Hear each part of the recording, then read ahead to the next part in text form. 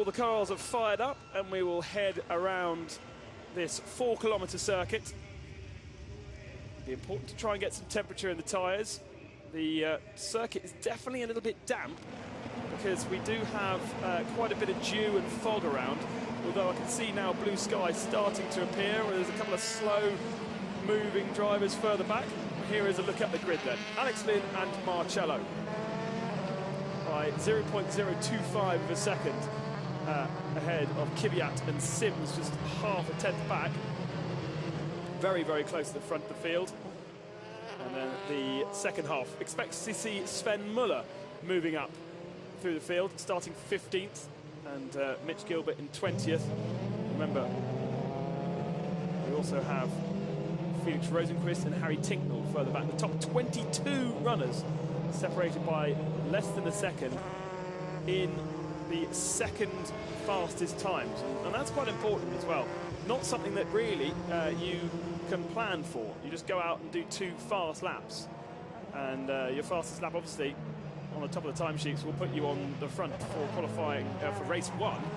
But a bit more tricky to plan your position for this second race. And that is why, potentially, we have Alex Lynn ahead of Marcello, with Kvyat, Sims, Chiva, Durrani, Sorales, King, Auer and Bryant Messner in 10th.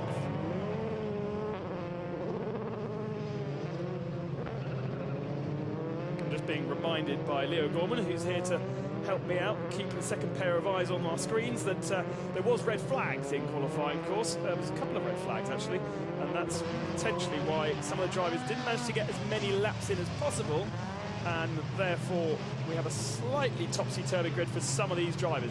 Michael Lewis, expect him to move up from 24th. Harry Tinknell definitely should move up from 23rd position. And then, of course, Felix Rosenqvist from 27th. There he is, the last man. He made up 7 positions by the first major corner in race 1. Not, I'm sure, helped a little bit by Mitch Gilbert stalling, but it was pretty impressive. Made up 7 positions and then managed to make up the 10 on the 24-lap race, 35 minutes maximum. No safety car yesterday, and actually not many people going off. I think Spike Goddard went into the pits with front wing damage. I was about to say front nose, but I know that there's someone out there watching who'll tweet me and say front noses don't exist. Well, they do, but a rear nose doesn't. So it's just a nose. Got that off my chest. The cars then heading towards the grid hatchings. Alex Lynn moves to the right-hand side. The first major corner around the circuit is a right-hand corner. Curva Grande is basically flat out. And then Chimney is the first braking point at the very back of the track, nearly a whole kilometre down to that braking zone. And just like Zandvoort 2 weeks ago, the gravel trap's very, very small and the barrier's very close to the track. Of course, we've got to preserve ourselves a little bit. The second race begins at 2:25 local time, or we'll be on air at 2:25 local time. So by the time this race is finished, not a lot of time to get cars turned around if people make mistakes. Watch for the lights then. The green flag has flown to the back. It was a long hold yesterday. Or what's that? It looks like maybe the fire extinguisher's gone off on Marcello's car. Marcello stalled. Everyone just about avoids him at the start. And what on earth happened there? Was that a clutch blowing? It doesn't look like fire extinguisher, but seriously, that has changed the profile of this race now. Rosenqvist going 4 wide further back, but Alex Lynn has a clear run into the first corner with Sims in second, defending from Danny Kvyat. A big lock-up from one of the Fortec cars, and Marcello is out of the race. It didn't look like an engine blow. It wasn't spectacular enough to be an engine, but it could well have been a clutch. And Marcello is out of this second race. Sims defending from Kvyat on the inside, keeping Kvyat to the outside. Holds on to that second place with Chiva up in 4th. What a great start from Eddie Chiva, up to 4th position. By far his best weekend in the FIA Formula 3, and very, very impressive. And who's that? That's Jan Mardenborough, looking very worse for wear. It almost looks like he's been dropped. Both front wheels, suspension damaged. And that's a shame for Mardenborough, who's out of the race. Into the stadium section, about a kilometre of track winding itself around the old sand school. And you can see here, one hairpin and then this very, very tight second hairpin. It's cars come towards the line for the first time, I'll be able to tell you exactly where Rosenqvist has gone. Is that Rosenqvist has gone off? There is a Muka Motorsport car at the very back of the field coming back onto the track. We've got yellow flags in turn 4 for Mardenborough's car. So over the line for lap 1 then. Lynn, Sims, Kvyat, Chiva, Durrani, Auer, Brian Messner up to 7th, Giovinazzi, Jordan King is in the pits. Felix Rosenqvist up to 17th position. That's good then. It wasn't Felix Rosenqvist that was off at the back of screen. We think it might have been Lewis. Now actually, I'm going to take that back. That looks to me like it could well be an engine. But a very well-controlled blow-up through the air restrictor. Marcello out of the race. And here's Jordan King. Now, has he made contacts with someone? Let's have a quick look at suspension. Car looks relatively straight.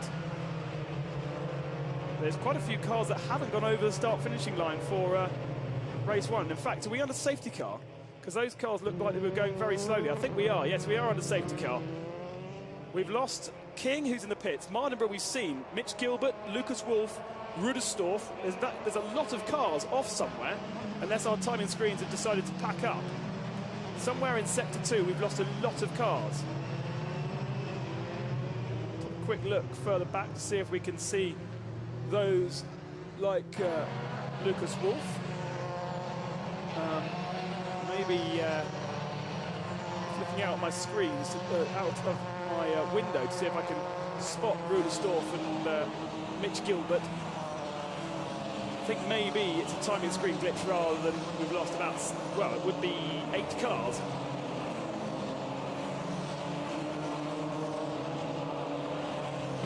So Goddard goes through screen there. Roy Nazania. Actually, do you know what? I've got a feeling that we have lost about 8 cars somewhere. Getting myself all confused.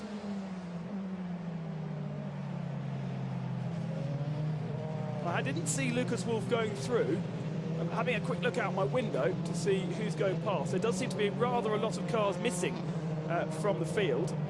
So we saw Marcello go out, we saw King in the pits, we saw Mardenborough off, but where is Mitch Gilbert, Lucas Wolff, Andrea Rudersdorf?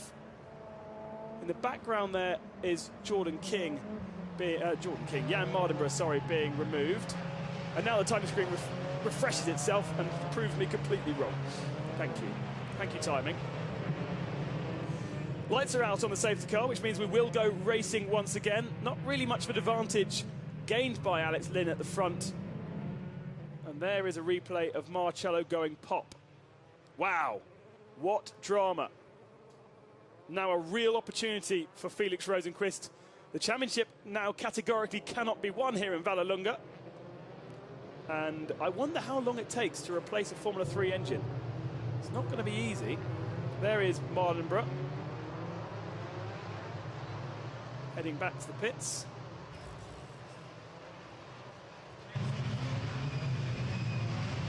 And Blomqvist there with a big hole in the front of his nose.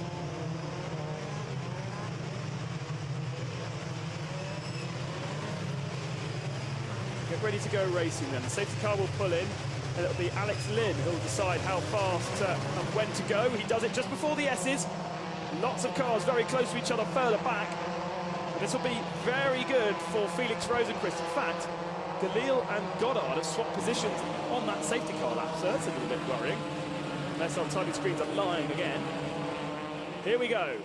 Lynn, Sims, Kvyat, Chiva, Durrani, Auer, Bryant Messner, Giovinazzi, Muller, Latifi, Van der Laar, Soralis, Nizani, and Blomqvist and Rosenqvist also seem to have changed positions. So something going wrong with our timing screens, that's for sure. Into the first major braking zone. Giovinazzi then, holding off Sven Muller for the moment. And in fact, I think Brian Messner has made up one position there. Here comes Kvyat, having a look down the inside of Sims. Can't make it stick. Side by side, though, between Auer and Durrani for 5th position. Auer trying to go all the way around the outside of Durrani. And now, once again, Kvyat has a look down the inside of Sims, who shuts the door on that 2nd position. all of that argument has allowed Lynn to check out. He's off and away.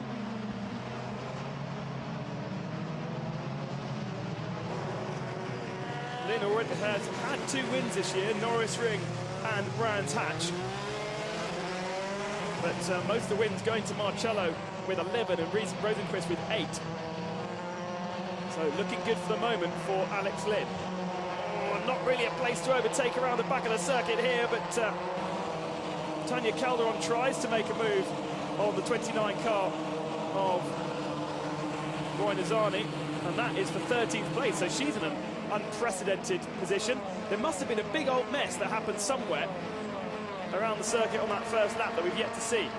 So Giovinazzi's moved up, as has Muller. Bryant Messner's lost 2 positions. Sorales has moved up 2 ahead of Latifi and Van der Laar. And Rosenqvist has moved up ahead of Blomqvist into 17th position. Fastest lap of the race for Alex Lynn. There is Lucas Wolf in 22nd spot. Let's have a look. That's Sven Muller running over the curbs and just catching the floor. And here is Wolf under pressure from Andrea Rudersdorf for 22nd position.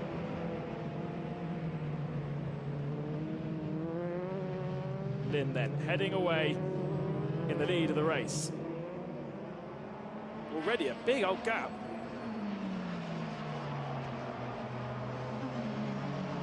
It was 1.8 seconds on the first lap, and Spike Goddard there just being caught losing a couple of spots. He was 16th, but I think he's been passed at least by Rosenqvist. And we look on the Prema Power pit wall. Mixed feelings then at Prema, surely.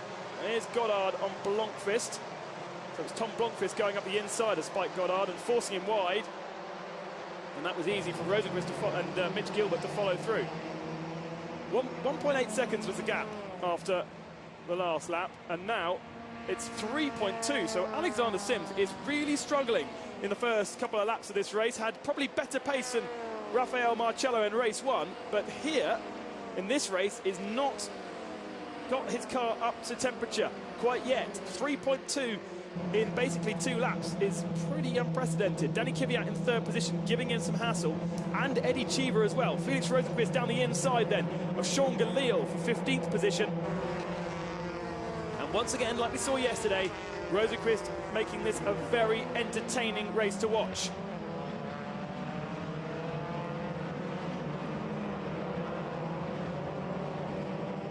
One can only assume with Tom Blomqvist's damage to that front nose that he was involved in some part of the Jan Mardenborough incident. Mardenborough has certainly made contact with a couple of people to bend both left and right front suspension, but managed not to catch that. There's Anton Giovinazzi lying in 7th position, by far his best place, and probably also Double R's best position so far in this year's FIA European Championship. Learning the Hankook tyres, very different characteristic construction to the Kumos that came before, and the Coopers that are used in the British Championship. Alex Lynn, again, fastest lap of the race, 29.3. What Sims got, 30.2, so he's still lost another second. Kvyat desperate to try and get past him. We've got a couple of cars under investigation for a jumping the start. Spike Goddard is one of them. And the number 4 car is Jordan King, so that doesn't really matter, because he's already out of the race. Might get a penalty, I suppose, for the next race. Pipo Durrani once again under pressure from Lucas Auer. Auer goes to the outside line. He's tried that before and it hasn't worked, and again Durrani just gets on the brakes, or sits on the brakes a little bit later just to back up the field. This is the battle for 5th position. He's got Giovinazzi and Muller very interested just behind. Muller squirming all the way around the back of that yellow machine that we've seen getting in a lot of trouble this year. Giovinazzi and Sean Galil. But much better drive for Anton Giovinazzi.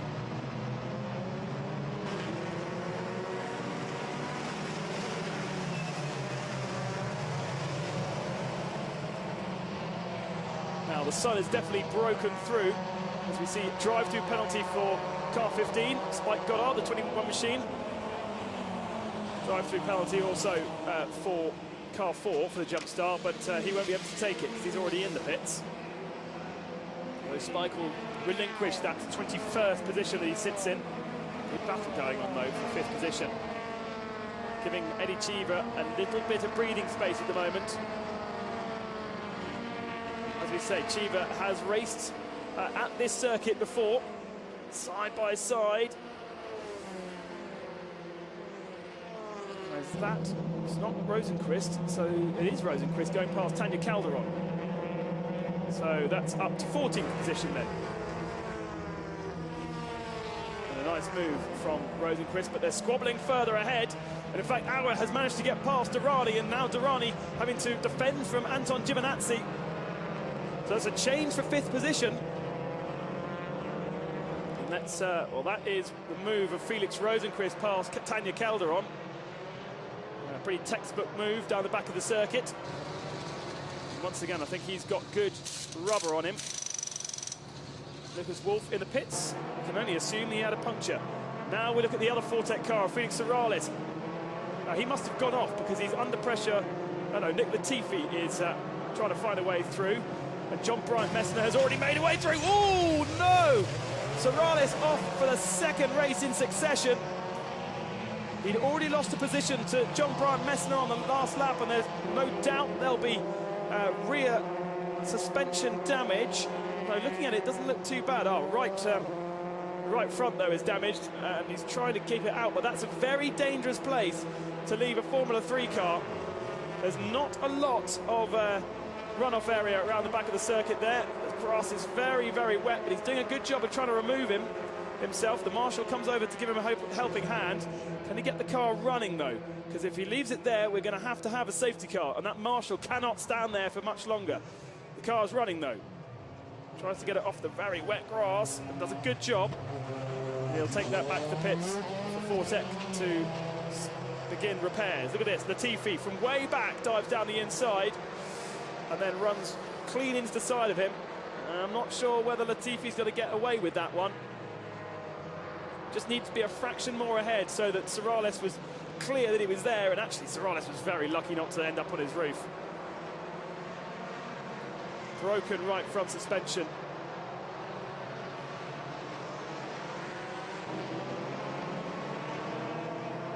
So lots of change then. Auer up to 5th position, Durrani down to 6th. The rest of the field then moving up a spot. We're looking at Giovinazzi, who lies in 7th. He's got Durrani just ahead of him. The pace is much faster, interestingly, than even in qualifying. 29.3 from Alex Lynn. This cold, damp air really helping these Formula 3 engines work. The track temperature now starting to build thanks to the sun that's come out. An incident between 2 and 11 under investigation. Sorales and Lynn? I'm not sure. I think we'll find that's 26 and 11. As our timing screens playing silly buggers with us again. Now we look at Rosenqvist down the inside, Latifi, who must be struggling with some sort of bent front suspension. You very rarely get away with a hit like that and don't damage your suspension. Rosenqvist then moves himself up into 11th spot. He's on course for a better result. And of course, 11th means 1 point because Kvyat doesn't score. Oh, and Lucas Wolf is off. Wolf is off in the wall. And that's round the back of the circuit, so there's and the safety car is out. I wonder if that's to recover Wolf's car. I can tell you that Sorales is pitted. Oh, yes. Wolf has gone off directly in front of us. In the stadium section, he's clouted the wall. Left front suspension, and URD Sport have got some more work to do. Now, that's a very difficult place to recover a car because, in fact, just behind where he's standing now is the rest of the circuit. So I think we might have a safety car for a couple of laps, and that destroys Lynn's 6-second advantage. And there was a gap between Rosenqvist and Lynn at the front of the field with 17 seconds. A safety car is really going to help Felix Rosenqvist get into the points. And he can reduce the gap once again. This championship is not over. It keeps throwing curveballs at us. And there once again, is Lucas Wolff, who had pitted for new tyres, locking that inside right and running out of road and straight into the wall.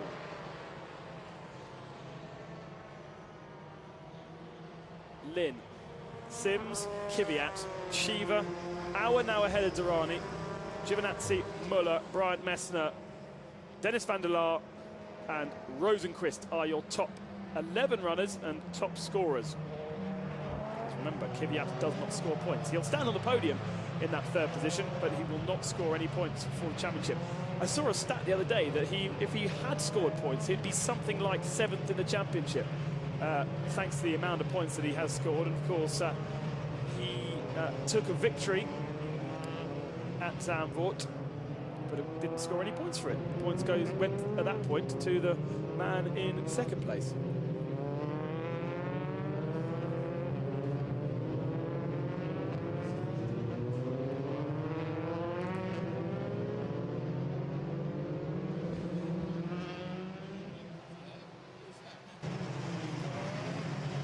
So, quite a few cars missing out the race. We've only got 22 runners now on circuit, with Spike Goddard the last of the runners, having done that drive-through penalty for jumping the start.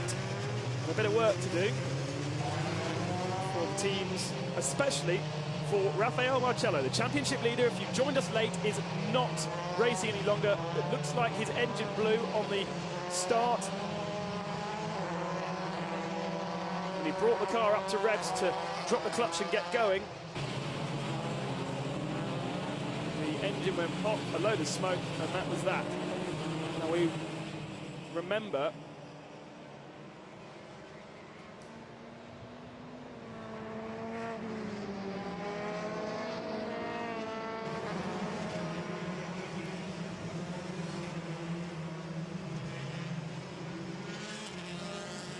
Leo Gorman just telling me that back in 2012, Fortac managed to change an engine in less than 1 hour, in 40 minutes. So there should be no problems to get the Mercedes power plant out of that Prema Power car, changed and fitted for Marcello's third race, where he will start on pole position. Rosenqvist will start 13th in that race.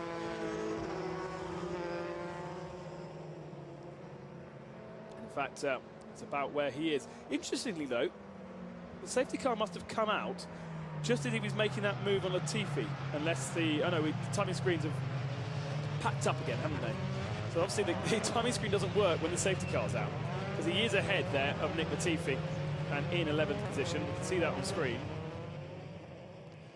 And Forza Lello, well, not in this race. Marcello already on the pit wall, out of the race. Comes from Maranello, so he's not a local driver particularly to this race.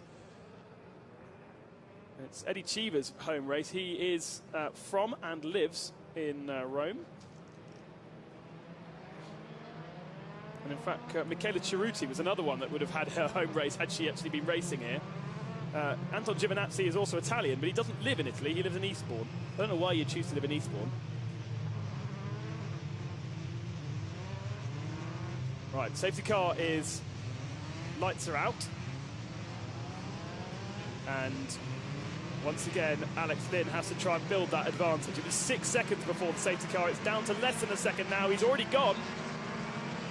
And there's a good gap between Kvyat and Cheever, who was caught slightly napping there. Look at the space then as they come through the final turn. A very pacey restart from Alex Lynn, who is setting as good a pace as he had in qualifying in the middle of the race. Can pass just before the start finishing line. There is a safety car line, which is an FIA regulation, and that's through the final turn. So there is green flag racing. Sims once again has to go defensive on Danny Kvyat, who's again much better when he's got on these restarts the first couple of laps. Kvyat very, very strong, clearly doing a good job of getting the tyres and engine and brakes up to temperature. Sims goes defensive. Kvyat tries to look around the outside. Oh, and he's got an overlap this time. He could make this one stick if he wants to, but just finds himself on the slippery outside line. Not enough grip there. And now he has to go defensive on Cheever. So Cheever looking to get himself on the podium for the first time. I think we're going to go into a timed race. 13.5 minutes remaining of this one. And the clock at the top of your screen. Sims really struggling on these early laps, not getting enough pressure. And here's Felix Rosenqvist in a three-wide battle. Very bright and backs out of that one with Brian Messner, Dennis van der Laar moving up into 9th position. Brian Messner trying to find a way past Dennis van der Laar through the S's, but it's not a place really wanted to overtake. And Felix has got a much better run of things. Oh, Brian Messner goes very defensive into the final turn. It's only a matter of time, though, surely, because he's now compromised his speed for that final turn, and Felix Rosenqvist is going to be on him like a rash. I think it's all over him like a rash, isn't it?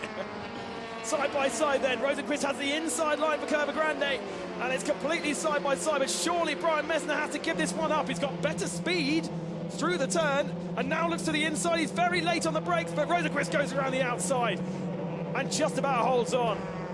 Brian Messner showing his fighting spirit there. He's here to make an impression. Chiva looks to the inside of Kvyat. Heard a tyre squeal in my ear there. I'm not quite sure who that was from. But Chiva now looking stronger than Kvyat. And here's the replay. A very late dive from John Bryant Messner, but thankfully got it slowed down enough to allow Rosenqvist around the outside of him. And Prema Power, watch on. Brian Messner driving for Fortec this weekend. And Felix Rosenqvist, of course, in the Muka Motorsport team, who, by their own admission, haven't really found the ultimate setup around this circuit, with the long, fast corners around the back of the circuit and then this horribly twisty infield stadium section. Oh, a little bit of a nudge there from Tom Blomqvist on Roy Nizani. Oh, sorry, that was Tanya Calderon on Roy Nizani. Stewards have decided that Nick Latifi, there at the front of the train, is not to blame for the crash with Felix Serrales, so there will be no penalty. Sims, 2.1 seconds down from Lynn already. I wonder whether he's saved himself a couple of tyres for the third race, because he has not had the pace that he had yesterday whatsoever, unless he's changed something. Oh, Felix Rosenqvist. No, sorry, that is Mitch Gilbert trying to find a way past Tanya Calderon and dipping two wheels onto some wet grass. Now Calderon runs a little bit wide. Gilbert needs to find a way past in the slipstream as they head towards this next corner. And Michael Lewis is going to be involved in that little scrap as well soon. Calderon runs a little bit wide. That's surely going to invite Gilbert down the inside. This is the battle of 15th position. Calderon is definitely slowing these two up. Lewis right on the tail. Interestingly, though, Harry Tincknell has not made any progress. He's 18th spot. Now Michael Lewis trying to find a way past Gilbert, as Gilbert's been compromised speed-wise by Tanya's incredibly aggressive defensive work. It's a good run from Tanya Calderon, lying in 15th spot. And here is that replay again. Very aggressive defensive work. And as he came back onto the circuit, the rear wheel's still spinning, so laying a load of rubber. Found himself on the outside, tried to do the switchback move as Calderon ran a little bit wide. But somehow she managed to get enough momentum around the outside to continue to hold on to that 15th place. But surely, once again, she's going to be under pressure. Side by side. Oh, and this time just squeezing through Curva Grande. She gives him a little bit more room going into Chimney, and this time he has the inside line. Hopefully he doesn't run too wide through Chimney 2. He doesn't, holds on to the position, and that puts Mitch Gilbert up into 15th place. It'll be Michael Lewis next. So where is Felix Rosenqvist? He's up to 10th. He's got past John Bryant Messner, but he's still behind Dennis van der Laar. Oh, and that was an aggressive move from Michael Lewis, but a nicely executed one without any contact between the two. And Michael wastes no time to get past. Now it's Harry Tincknell. Oh, and where's Tanya gone? Tanya just completely missing a braking point, and all of that effort for nothing. She's done well, she's blocked well, but now she's gone to the back of the field. Here is that pass again. She didn't give him a lot of room, did she, through the apex of Curva Grande, but unlike the lap before, she didn't squeeze him onto the grass. and Mitch Gilbert then had the inside line. And here is the move from Michael Lewis. Very nice, hustly move, very karting-like move. And Michael Lewis is, although he's American, he's done a lot of racing here, and that was a strange one. I wonder if she was helped by Harry Tingle behind. Didn't lock up, she sort of snatched a break and headed stage right. Very strange. Either way, from 15th, she's now dropped to 21st position. There is Harry Tingle, lying in 17th. Nothing's changed at the front, I can tell you. With Lynn leading Sims, Kvyat in third. Chiva still on his tail, though. There he is. And then Auer, Durrani. Still a good run from Giovinazzi with Sven Muller behind. And now it's Rosenqvist on Dennis van der Laar for 9th position and points for 8th. 7.5 minutes still to go. Has Felix Rosenqvist got the tyres in him? We saw with about 4 or 5 laps to go in race 1 that suddenly his position plateaued and he couldn't do anything more about Anton Giovinazzi in that race 1. It's close enough to make a move on van der Laar, you've got to say. And when you spoke to a lot of these drivers on Friday, they said, oh, this is going to be a tricky track to overtake. Not too many overtaking opportunities, but I'll tell you what, Felix Rosenqvist has proved categorically how to overtake around here. Very, very well executed. It's all about this corner. Tanya Calderon getting a warning flag for presumably over-aggressive driving. Rosenqvist then heads down towards Chimneys. Not close enough to make a move this time through. There is Alex Lynn. He is 3.7 seconds ahead of Sims at the front of the field, with Chiva and Kvyat within a second of Sims. It's good defensive driving, but Sims will want that elusive win this year. He took a win in GP3. Sure if I'm actually correct on that, but he's been very successful in GP3 in his couple of starring roles for Carlin Motorsport, but yet to win in Formula 3 this year. Only a part season, came in for the Norris Ring. That was his first round for T-Sport when Will Buller decided to part with T-Sport and end up focusing on the British Championship with Fortec, which he, by the way, didn't win. Alex Sims proving that this car is a potential race win competitor, but he has yet to win it.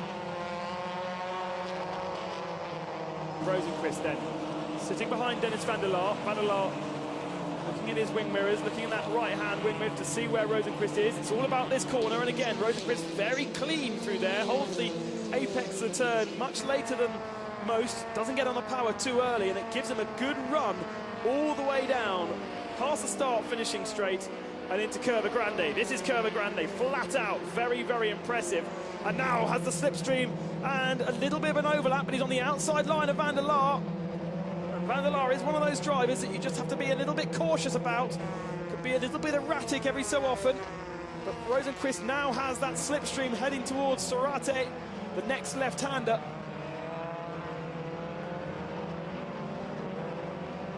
Again, now on the outside. Can't find a way through there.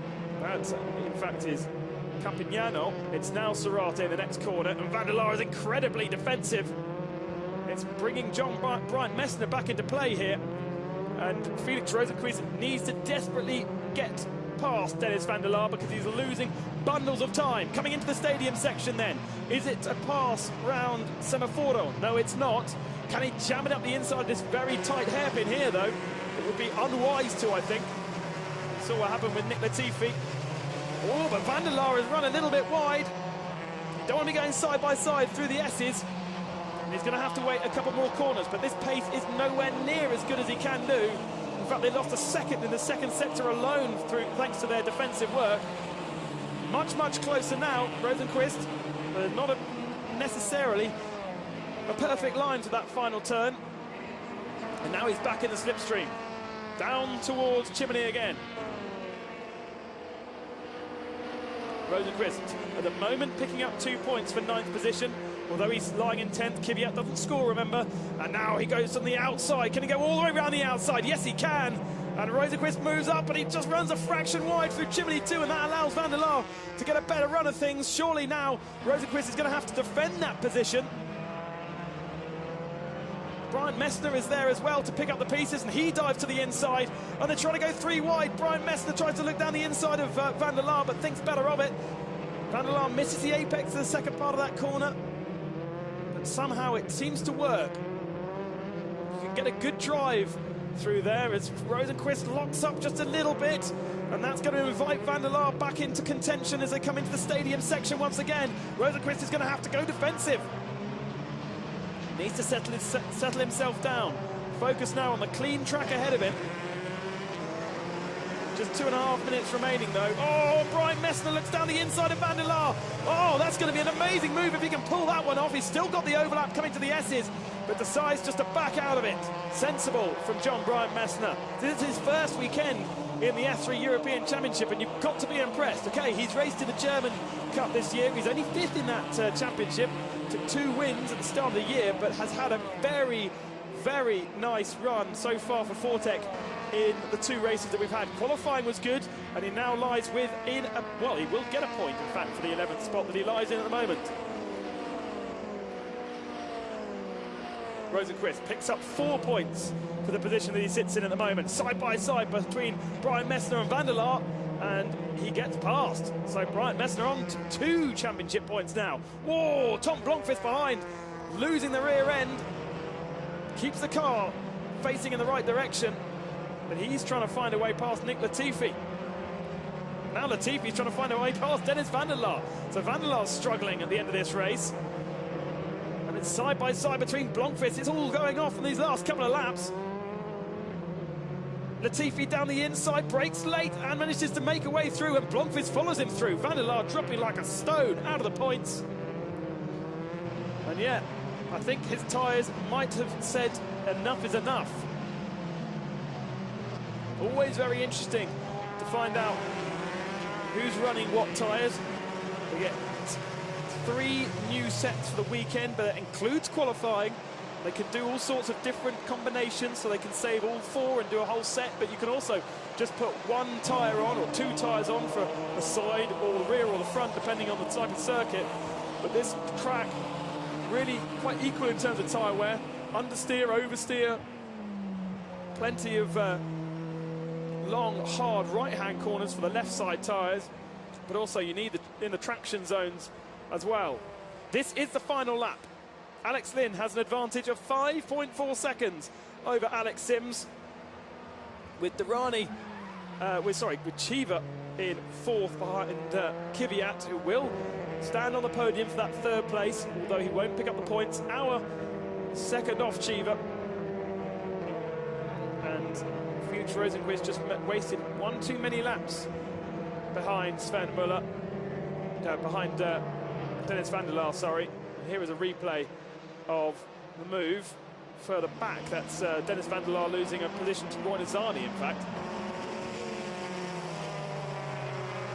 So through the stadium section for the final time, Alex Lynn, a victor at Brands Hatch and at the Norris Ring. 2 victories to his name, is about to become 3. His first time racing here for Prema Power. He's tested over the winter around this Vallelunga circuit, but now he takes victory for Prema. One of the bitter disappointment for Marcello, but it's made bittersweet by Alex Lynn. Sims picks up 2nd position, and Kvyat will stand on the podium in 3rd, although Cheever will pick up mega points for 3rd place for Prema. In fact, it'll be Lynn, Cheever and our 1st, 3rd and 4th in terms of points. That is a pretty good result for Prema Power. We've just got to work out why their Mercedes engine went pop. It's very unlike engines in Formula 3 to have a problem. Dennis Van der Laar in the end dropping to 16th spot. Whoa, that was a bit of a flying move from Tanya Calderon. Block pass if I've ever seen one. And there was Blomqvist making a small error as well. That hole in the nose will just give him a draft up his leg rather than anything else. Blomqvist just missing out the points because Latifi will pick up the final point in 11th position. Well, you've got to say, at the front of the field, it wasn't particularly exciting between Lin, Sims and Kvyat and Chiva. Nothing really changed there, but behind them, Aura, Durrani and Giovinazzi having a good battle. And then what about Felix Rosenqvist from 27th up to 9th by the end, picking up points for 8, so 4 points, and reducing the gap now to 28.5 in the championship. And Lin cementing himself then in 3rd ahead of Aura. I think the advantage there will be nearly over, it was about 80 points coming into this race.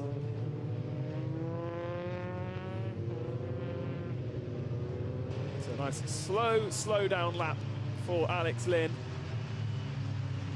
Once again, picking up all the rubber, making sure that the tyres are a larger circumference than they would normally be to pass the ride height checks. Try and keep the tyres clean if he's going to have to use them for the next race, but you don't really want to do that. Here is confirmation then. Lin ahead of Sims, who picks up another 2nd place. Kvyat on the podium in 3rd for Carlin Motorsport. Then Chiva and Aura for Prema Power 4th and 5th. Durrani, Fortek in 6th position. Watch out for him in race 3. He starts, I think, on the front row of the grid. And then further down, Latifi picking up the final point. Blomqvist clearly got involved in something early on in the race and had damage throughout the race. Then that group of Muka Motorsport cars with Nizani, Gilbert and Lewis. And Van der Laar dropping like a stone at the end ahead of Goddard. Tinknell dropped to 18th place. And then those cars that did not classify. Sorales crashing out. Wolf crashing out as well. And of course Marcello at the back with engine problems.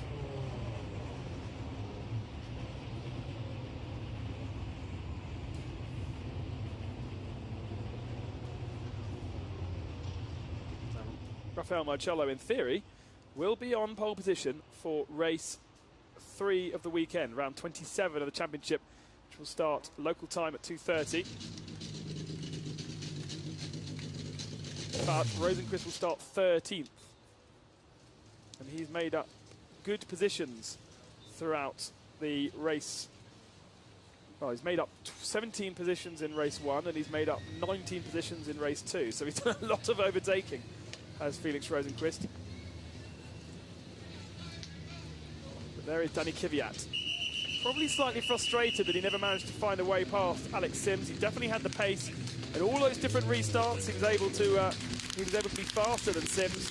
Sims, with his wily racecraft, was able to hold on. Alex Lin, though, will jump out the car victorious for the 3rd time this year.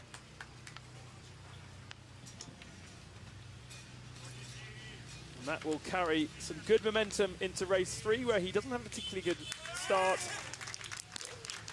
You've got to say, he had the best car in race 2, no doubt about it. Prema really on top of it around here. It is a test track for them, although their base is far, far north, about 5 hours drive from the Prema Power base down to Vallelunga, but they use this extensively for testing. It's a good test track with all the different characteristics, the tight, twisty infield section and a fast back end of the circuit. And you've got to say they've got a very good setup on that Prema Power car. Made a couple of changes overnight to try and find a bit more pace. And there is Alex Sims talking to his Carlin team. Of course, he races for them in GP3. So he knows Trevor and the boys pretty well. And has been a bit of a star driver in GP3 for them. And now a star driver for T-Sport. He's going to desperately want to get a win in race 3, though. There's no doubt about that.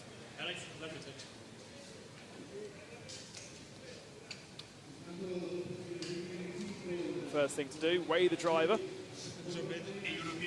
And then the weight of the driver will be combined with the weight of the car, which will be taken later, and make sure that the car is overweight.